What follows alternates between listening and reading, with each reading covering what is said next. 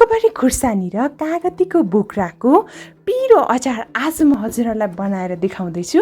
Greetings everyone, YouTube channel Amarpanchhi food वर्ल्डमा हजुरहरूलाई धेरै धेरै स्वागत छ। यो अचार चाहिँ कागतीको बोक्रा वा कागतीबाट सजिलैसँगले बनाउन सकिन्छ र यो डल्ले खुर्सानी पनि एकदमै टेस्टी हुन्छ। यो अचार हजुरहरूले खाना रोटी नान परोठा जेसँग खानु भए पनि हुन्छ। यसलाई 2 वर्षसम्म मजाले स्टोर गर्न सक्नुहुन्छ। यसरी एउटा सफा सिसाको बोतल वा एयरटाइट कन्टेनरमा, हुन त प्लास्टिककै बोतलमा स्टोर गर्नु भए पनि केही फरक पर्दैन, तर यो सफा र सुक्खा हुन जरुरी छ। त्यसपछि कागतीको बोक्रालाई काटेँ मैले यसरी।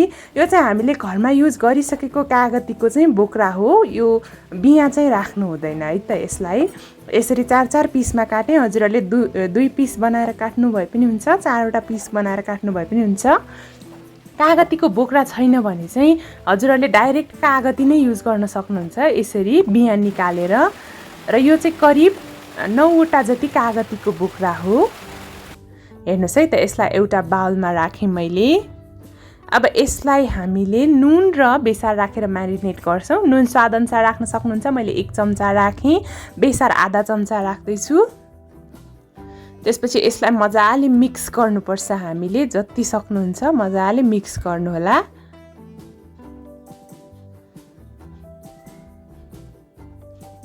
यसरी चाहिँ हजुरहरूले 1 रात पहिले नै राख्न पनि सक्नुहुन्छ छोपेर, वा तत्कालै बनाउन पनि सकिन्छ। मैले चाहिँ 1 रात यत्तिकै राखिदिन्छु छोडेर यसलाई। त्यसपछि भोलिपल्ट मैले लिएँ रातो खुर्सानी वा डल्लो खुर्सानी लिएँ 9वटा। त्यसपछि हिजोको कागतीको म्यारिनेट गरेको बोक्रालाई लिएँ 9वटा जति कागतीको बोक्रा। साथसाथै तोरीको तेल 4 चम्चा, बिरे नुन 1 चम्चा लिएँ र साथसाथै भिनेगर चाहिन्छ 6-7 चम्चा।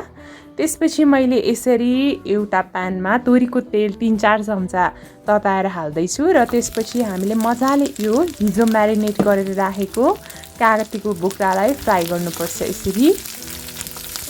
यो अचार चाहिँ तत्कालै खायौँ भने हल्का तितो तितो हुन्छ, त्यही भएर यसलाई घाममा 10 दिन जति मजाले सुकाएर खानुभयो भने एकदमै टेस्टी बन्छ। यो बिरे नुन पनि राखिदिएँ मैले। 1-2 मिनट भुटिसकेपछि बिरे नुन राखेँ। नुन राख्दा चाहिँ अलिकति विचार गर्नुहोला, हामीले कागतीको बोक्रामा पनि नुन राखिसकेका छौँ। नुन राख्नुको कारण चाहिँ नुन राख्यौँ भने यसमा भएको चाहिँ मोइस्चरहरू सबै रिलिज हुन्छ र कागतीको अचार हल्कासँगले यो हत्तपत्त चाहिँ बिग्रँदैन। यतिको भइसकेपछि मैले चाहिँ डल्ले खुर्सानी वा अकबरे खुर्सानी राख्दैछु। हजुरहरूले हरियो वा रातो जुन राख्नु भए पनि हुन्छ, तर रातो राख्नुभयो भने अलि बढी टेस्टी हुन्छ। यसरी हाफ साइज गरेर काटेर मैले राखिदिएँ। यसलाई पनि 1-2 मिनट यत्तिकै भुट्नुहोला। यसरी भुट्नुको मेन रिजन भनेको चाहिँ यसमा भएको पानी वा मोइस्चरहरू चाहिँ सुकाउनु हो। यत्तिको भइसकेपछि हेर्नुहोस् है त, अब चाहिँ हामीले बिस्तारै भेनेगर राख्दा हुन्छ। यदि हजुरहरूले कागतीको बोक्राको सट्टामा कागती नै युज गर्नुभएको हो भने चाहिँ खासै धेरै भेनेगर नराख्नु भए पनि हुन्छ है। तर मैले चाहिँ कागतीको बोक्रा मात्रै युज गरेकी भएर 6-7 चम्चा नै भेनेगर राख्दैछु। भेनेगरले लामो समयसम्म अचारलाई बिग्रन दिँदैन। हेर्नुहोस् है त, यो चाहिँ सिन्थेटिक भेनेगर हो। बजारमा सजिलैसँगले किन्न पाउनुहुन्छ। यो भेनेगर चाहिँ खासै महँगो पनि हुँदैन।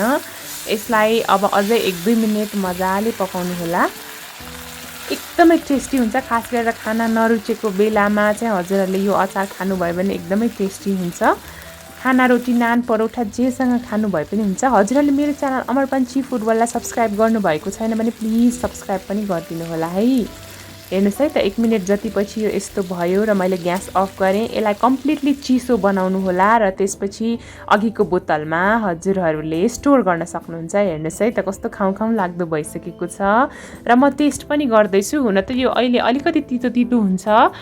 बोतलमा राखेर 9-10 दिन घाममा राखिसकेपछि चाहिँ पर्फेक्ट हुन्छ। यो एकदमै टेस्टीसँगले तयार भयो। Thank you so much for watching. भिडियोलाई लाइक कमेन्ट र सेयर गरिदिनु होला। Happy cooking, bye by.